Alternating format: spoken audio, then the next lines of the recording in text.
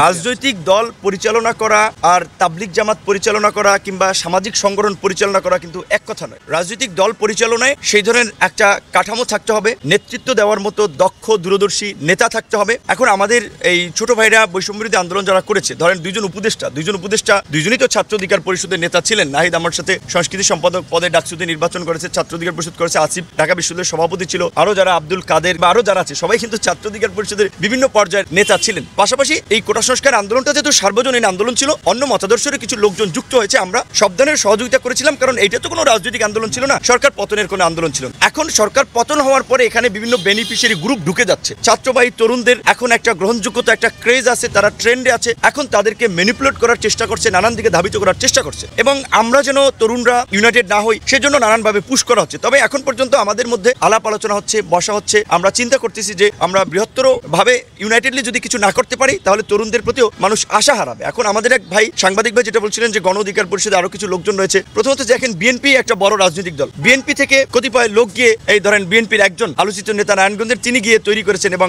এই আপনার দোহারের আপনার নাজমুল হুদা সাহেব তৃণমূল বিএনপি, তাতে বিএনপির দলে কিন্তু কোনো প্রভাব পড়েনি। তারপরে যদি ধরেন আবার আরেকটা এই নির্বাচনে যাওয়ার জন্য একটা কিংস পার্টি তৈরি করেছিল বিএনএম, বাংলাদেশ ন্যাশনালিস্ট পার্টি। এখন গণ অধিকার পরিষদ তরুণদের দল, গণ অধিকার পরিষদ তারুণ্যের আন্দোলন সংগ্রামের মাধ্যমেই তৈরি হয়েছে। আমরা সমাজের অন্যান্য শ্রেণী পেশার মানুষকে সম্পৃক্ত করার জন্য কিছু সিনিয়র মানুষকে নিয়েছিলাম, কিন্তু আমরা দেখেছি তাদের চাহিদাটা ছিল নির্বাচন কেন্দ্রিক। যদি 24 সালে নির্বাচন হতো তারা এমপি হয়ে যেতেন শর্টকাটে, এইটা অনেকের ধান্দা ছিল। এখন মসিউজ্জামান সাহেব গণ অধিকার পরিষদের মেইন স্ট্রিমের কোনো পার্ট ছিলেন না, তিনি গণ অধিকার পরিষদ গঠনেরও পরে যোগ দিয়েছেন, এবং তিনি সম্ভবত আগে আপনার সামরিক বাহিনীর গোয়েন্দা সংস্থায় চাকরি করেছেন। তো তার বিভিন্ন কর্মকাণ্ড যখন আমাদের কাছে সন্দেহমূলক মনে হয়েছে, আমরা সেটা নিজেদের মধ্যে আলোচনা করেছি, এবং আমাদের যে আহ্বায়ক ছিলেন রেজা ভাই, তিনি তো নিজেই রাজনীতি থেকে ইস্তফা দিয়ে আপনার চলে গেছেন। আবার এখন এই সমস্ত মানুষের এখন আবার একটা আগ্রহ তৈরি হয়েছে যে এখন উপদেষ্টাদের সাথে মিটিং করে সামনে একটা জোট হবে বিএনপির সাথে থেকে, যদি একটা এমপি টেমপি হওয়া যায়। তো এখন অনেকে গণ অধিকার অফিসিয়ালি নিবন্ধন হওয়ার পরেও ধরুন অনেকে আবার দু একজন দেখা যায় 2-4 জন গণ অধিকার পরিষদকে ফ্র্যাকশন দেখানোর কিংবা এইটার একটা ব্যাড ইমেজ দেওয়ার জন্য কিছু লোককে পৃষ্ঠপোষকতা করে আরেকটা গণ অধিকার পরিষদ দেখানোর চেষ্টা করছে। কিন্তু আমরা পরিষ্কারভাবেই বলছি যে গণ অধিকার পরিষদের যে